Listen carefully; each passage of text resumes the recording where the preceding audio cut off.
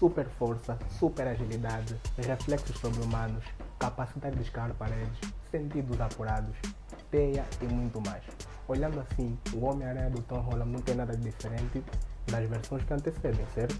Porém, existe algo nessa versão do Cabeça de Teia que me deixa incomodado desde o momento que ele foi introduzido e que se mantém até hoje. Inclusive, o padrão irá ser repetido no filme que está para sair ainda esse ano. Depois que você descobrir, você também ficará incomodado. Vem comigo. E aí, Gnower Master aqui, para falar de um dos personagens mais amados da Marvel, se calhar do mundo inteiro. Fica difícil encontrar alguém que gosta de filmes de super-heróis e não gosta do Homem-Aranha. O personagem é pobre, azarado, esforçado, invisível para muitos e por aí vai. Só que mesmo sendo e passando por tudo isso, ao invés dele se fazer de vítima, ele sempre arranja um jeito de seguir em frente. E é isso que faz as pessoas gostarem dele.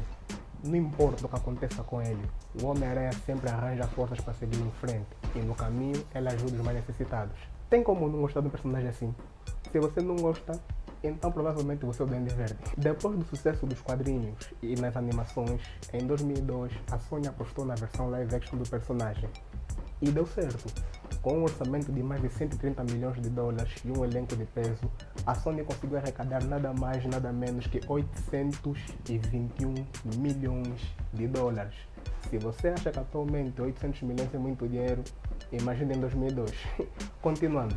Depois do sucesso do primeiro filme e notando que tinha uma mina de ouro em mãos, a empresa não perdeu tempo e lançou o segundo filme em 2004 e o terceiro em 2007.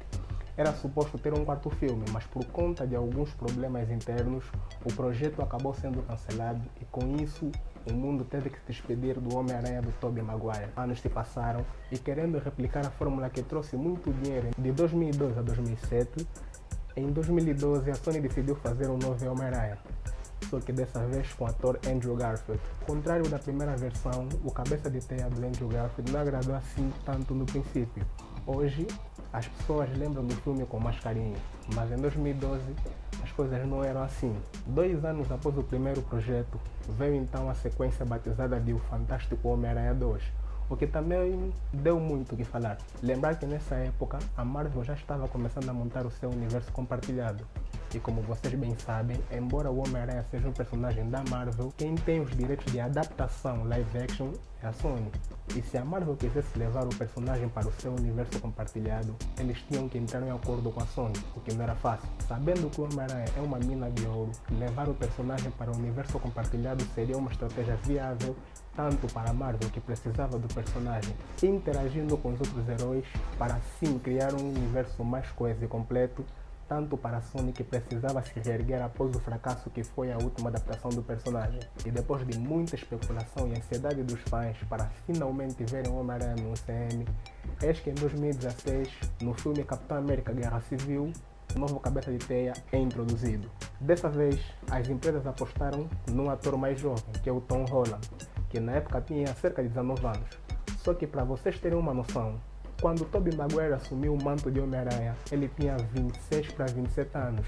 E já o Andrew Garfield tinha 27 para 28 anos quando assumiu o manto. Até agora, Tom Holland é o ator mais jovem a assumir o manto do Cabeça de Teia. Mas tá, estou a enrolar muito. Onde é que está o principal problema do Homem-Aranha do Tom Holland? Relaxa. Se você acha que eu vou criticar o fato de colocarem uma Tia May mais jovem, um Peter que não sofreu tanto para conquistar as coisas e teve praticamente tudo de mão beijada, esquece. Para mim, o principal problema do Homem-Aranha do Tom Holland não é esse. Se vocês perguntam, qual é então? Para mim, o principal problema do Tom Holland é a dependência. Como assim dependência? Pensa comigo. Tirando Guerra Civil e as participações em Guerra Infinita e Ultimato, vocês já repararam que nenhum filme do Homem-Aranha do Tom Holland é realmente dele? Todos os filmes do Homem-Aranha do Tom Holland têm influência ou dependência de um outro personagem. Me corrijam se eu estiver errado.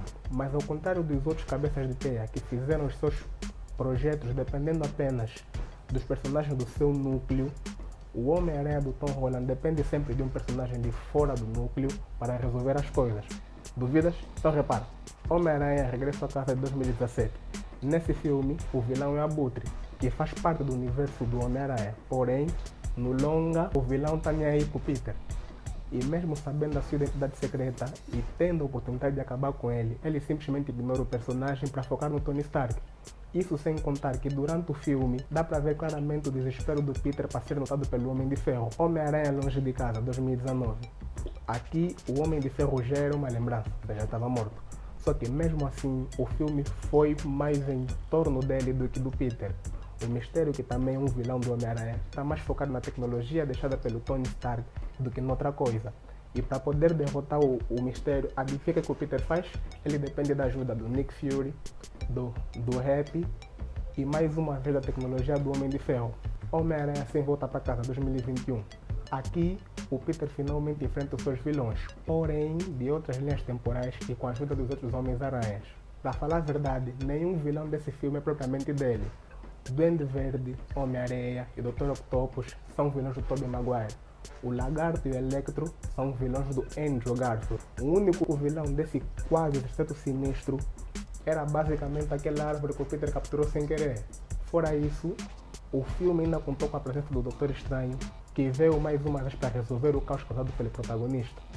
E sem contar que aquela cena de luta deles foi roteiro puro, né?